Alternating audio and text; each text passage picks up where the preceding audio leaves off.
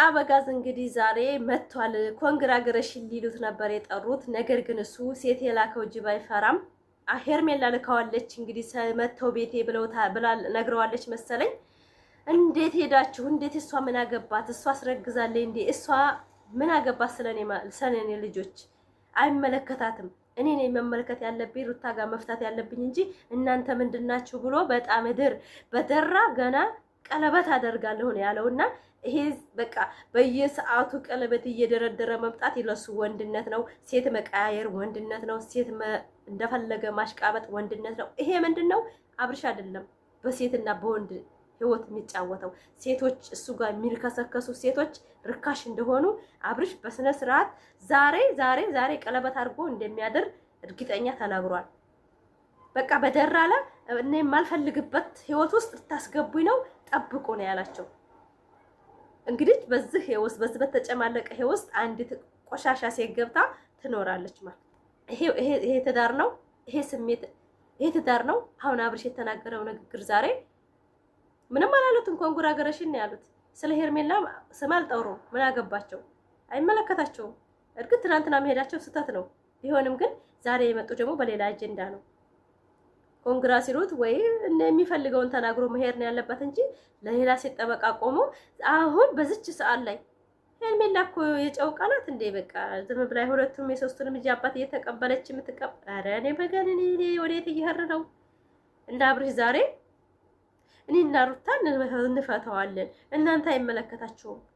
በቃ እሷ ጋር አንድ ሰው ማያት አይፈልግም። የቅናት መንፈስ ያለበት አብርሽ እናንተ ምን ጉር ነው? ሩታ ዛሬ በጣም ትዕግስት አድርጋለች። በእውነት ነው የምልህ። ኧረ ዛሬ ዘሩ ቀለጠ። አብርሽ አባታችን ወንድማችን እንኳን ደስ አለ። በእውነት በጣም ደስ ብሎናል። እሺ ስለሚቻል አልገባው መሰለኝ። እሱ ጋር ተመችቶሃል? እስኪ ያዡ እንደዚህ ነገር ያዝ። ኧረ ዳኒ ኧረ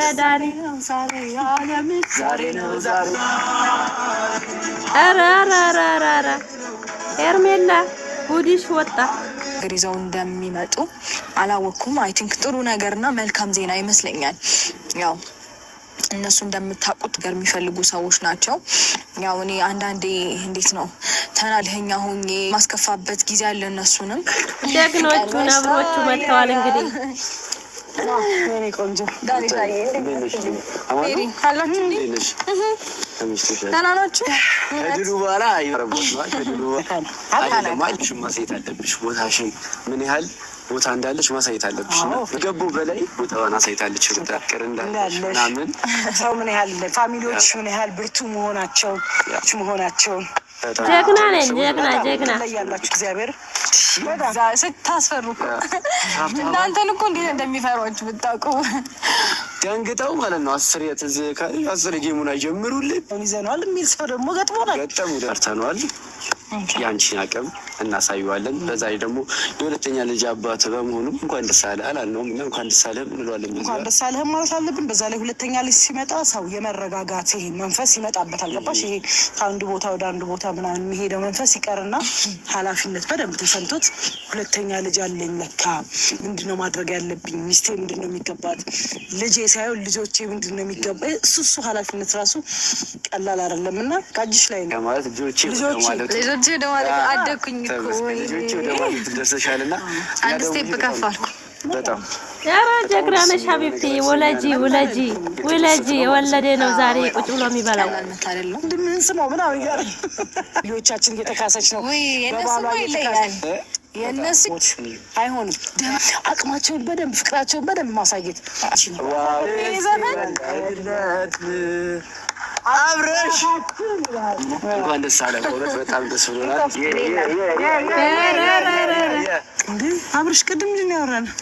አልገባንም። እናንተ እዚህ ጋር በቦታው ስታረግዝ አልነበራችሁም፣ ያያችሁት ነገር የለም። ስለዚህ እኔ እና እሷ አውርተን ሁሉንም ነገር የምንፈታው ይሆናል። ከዛም ባለፈ ልጨርስልሽ። ዛሬ ምንድን ነው አዳምጪኝ፣ ሜሮን አዳምጪኝ። ከዛም ባለፈ የማያገባችሁ ነገር ላይ ነው እየገባችሁ ያላችሁት ማለት ነው። ሲቀጥል የሰው ህይወት ላይ እዛ ጋር ሄድ ነው ትለኛ ልጅ ለምን አታረግዝም? ምንፈታው ነገር ነው። ቆይ ተረጋጋ። መጀመሪያ የምንፈታው ነገር ነው። ለምን 10 ልጅ እዚህ ጋር አደረድርም? አያገባሽም። አንተም አያገባት እናወራለን። ከቻልሽ አባሪያቸው ከዚህ ጋር ቆሜ ማይሰው አይደለም። በደንብ ይመለከተኛል። ስለኔ በደንብ ይመለከተዋል። ሜላ ነው የምታወራው። እንግዲህ ሆዷ ውስጥ ልጅህን ይዛ የተቀመጠች ልጅ ትተህ እሱ እርግጠኛ አይደለም። በመጀመሪያ አወዳደርክ እንጂ ስነ ስርዓት ትይዛለህ እኮ። ከአሁን በኋላ ስርዓት ትይዛለህ። ጉዳይ አይደለም። እቅፋላት ኮርስ ሰምተኛል። በደምብ ድርድርም አላውቅም። ማንም የፈለገው መሆን ይችላል። የፈለገው መሆን ይችላል። አንተም የፈለግክበት መሆን ይችላለህ እኮ። ተረጋጊ። እኔና አንቺ አልፈልግም እንጂ ይኸውልሽ ሩታ ተስማምተን ማውራት ያለብን ነገር እናወራለን። እና ወድቄ ስላልተገኘሁ ነው እንዲህ የሚያንጨረጭረ እኔ አንቺ ለጨብጥም ታዲያ። በነገራችን ላይ ፋሚሊ በአሁኑ ዘመን ላይ ልጅ መውለድ እየተጠላ ነው ያለው። ኑሮ ነው መሰለኝ የኑሮ ሁኔታ፣ የሚያድጉበት ሁኔታ ልጅ መውለድን እያስጠላቸው ነው ወንዶች ማለት ነው። አሁን ላይ ሴቶችም እየጠሉ ነው ብዬ አስባለሁ። ዛሬ አብርሽና ሩታ እነ ዳኒ ኮንግራገሬሽን ለማለት ተጠርቶ ነበር። አቀባበሉ ጥሩ ነበር። ነገር ግን እሱ ሄርሜላ ለምን ወረቀት ሄደላት ቤቷ ብሎ ራሱ እሳት ረግጦ ነው የመጣው። በነገራችን ላይ ሄርሜላ እኮ አይመለከታትም ነበረ። ሄርሜላ ቤት ሄዶ ማርዳት አይጠበቅባቸውም። ባለቤቱ አለ። እርግጥ ኮንፊደንስ የለውም፣ መናገር መብት እንትን የለውም። ነገሮቹ መጋፈጥ አይፈልግም። እህቶቹን ወንድሞቹን እያመጣ ማሰደብ ነው የሚፈልገው። አቋም እንደሌለው አብርሽ ብዙ ጊዜ እናገራለሁ እኔ። ነገር ግን ሄርሜላ ጋር ሄደው አብርሽ እኮ ሁለተኛ ልጅ አለው ብሎ የመናገር እንትኑ ዝም ብለው ነው ብዬ አስባለሁ። ለምን ሄርሜላ ማለት 90 ልጅ ቢኖረው ወደድኩ ነው እንጂ ያለችው ስለ አብርሽ ማንነት ምናምን ሳታቀርታ አይደለም። ይሄ ነገር አዲስ ነገር አይደለም። ባለትዳር ነው። ገና እርግዛ 2 ወር ሳይሞላት ሩታ እሷ የገባች ሴት ናትና ለሴት ልጅ ስሜትና የሴት ልጅ ማንነት የማትጠነቀቅና እሷ በቃ ጀግና ሴት የባለትዳር ወንድ ያማላ ለራሷ ለማድረግ የምትጥር ሴት ስለሆነች እኔ እሷን እንደማይገርማት ድሮም አውቃለሁ። አሁንም በእሷ ምንም የምሰራበት ምክንያት የለኝም። ለምን ሴት ልጅ የራሱ ስሜት እኔ የሚሰማኝ ስሜት የሰውም ስሜት እንደራሴ ሆኜ የማስብ ሴት ነኝ እንጂ ሆዳም እና አስመሳይ ሴት፣ በጣም የገንዘብ ሴት ለሰው ስሜት አትረዳም ብዬ አስባለሁና ሄርሜላ ጋር ትናንት በመሄዳቸው ምንም አይደለም። ዝም ብለው ነው የሄዱት። ይሻቅላሉ። ዳኒና ማይረም አንዳንድ ጊዜ ሻቀል ብለው ነው የሚሄዱትና ዛሬ አብርሽ እንግዲህ ሰዓት ጎርሶ የመጣው መጨረሻ ላይ የሚያስጠላ ንግግሮችን ተናግሮ በግድ ነው እንደ ሩታ ጋር የምታረጉኝ ብሏል። በግድ አይደለም፣ ወደ ፈቅደህ ነው እየኖርክ ያለው፣ ግዴታ አይደለም። ሩታ አፏን የያዛት ነገር የልጇ ጉዳይ ነው። መርሳታበት አይደለም።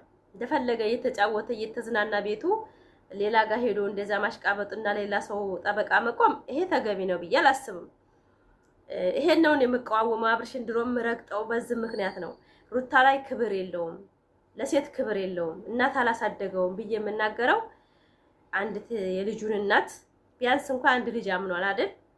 የልጁን እናት በእንደዚህ ነገር በግድ ነው እንደ ከሷ ጋር ያለው እንደዛ ምን ነው እምቢ ያልኩብሽን ጊዜ እረግመዋለሁኝ።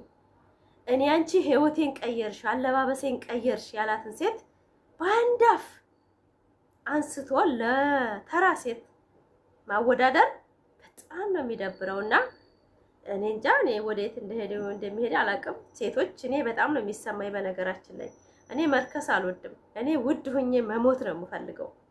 ረክሶ መታየት አልፈልግም። አሁንም ሩታ ምንም አልተናገረችውም።